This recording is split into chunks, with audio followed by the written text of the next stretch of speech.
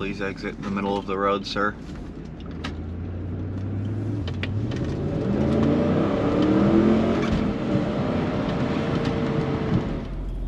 Alright, we're back with some updates for the Choccy CLK. I finally got tired of listening to the radio. They wanted to keep everything OEM Mercedes-Benz, but I just couldn't take it anymore, and there was no way to add a Bluetooth module to that stock component without going through so much work, so I just popped this thing in there over at EMS. It is awesome. I have it glowing in orange just to try and match this decor as much as I can, but it never will be a direct match. But let me tell you, this is quite the upgrade. In addition to that, I purchased a Valentine V1 radar detector from my buddy Jordan. Really wanted to match the vibes of the early 2000s, even though this is a more modern one. Really wanted to get this exact setup in here and have it lined up perfectly with the dash right there. I don't know, something about the aesthetic. Got the phone holder right here. The only thing I don't really like about this setup is that I gotta run the cable all the way across the steering wheel column and over to here, and I'm a little nervous about that falling down if I have the windows open. You guys saw in the last video that I put up of updates to the interior. We got this completely detailed. The whole car's been paint corrected, ceramic coated, which I'll show you the outside in a second. We got rid of those disgusting tape marks as much as we possibly could, but there's still a little residue left, but there was only so much you could do about that tape that had been there for literal years. USB port that you can plug in. I also have a USB port right here connected to the radar detector. It's a smart button. You can throw the mute down easily, quickly. It doesn't throw any error codes. When I tried to pair a Passport 9500 mute button with the Valentine radar detector, it was just making the Valentine go absolutely crazy and totally wig out. Filming some more updates today of the exhaust setup. I've had the secondary catalytic converters cut out completely. I wish I could have got a better video of it the day we went, but it all happened so fast I did not want to pull my camera out and start bugging the guy that was helping me out that day. So let's get to the juicy details.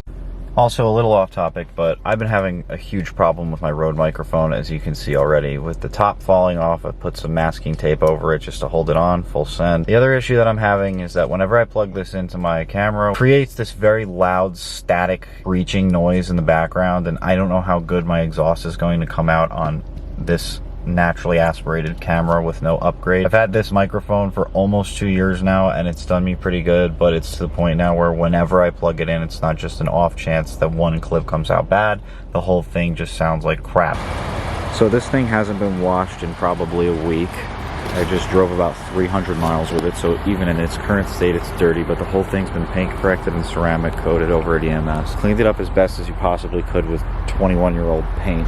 And now at this point, she just purrs, and I absolutely love that. Really clean looking even when it's dirty now. As you can see from the last video, if you go take a look back, that these headlights are absolutely crystal clear now.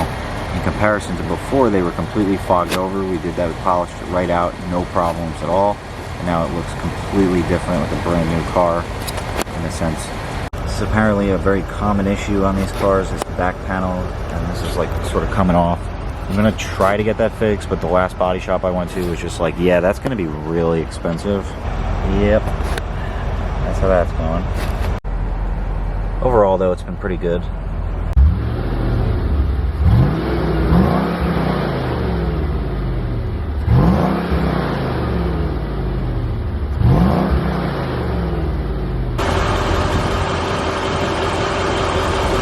So those are where the secondary cats once were.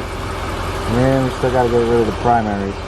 This not closing is still an issue. If anybody knows how to deal with this, it'd be great. Through some double-sided sticky stick behind here, but I'd say every 10 miles I gotta go like that and keep it from having the light come on. Just in case, you never know.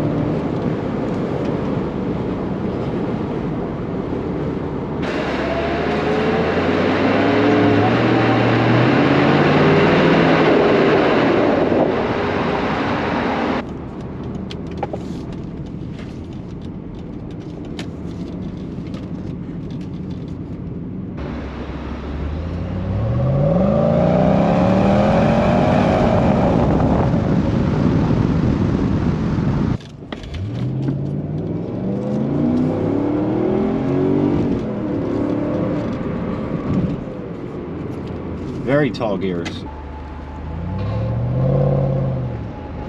It's super good for road tripping.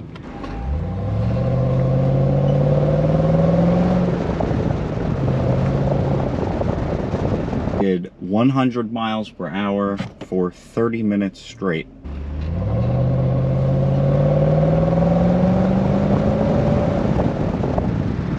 No interruptions.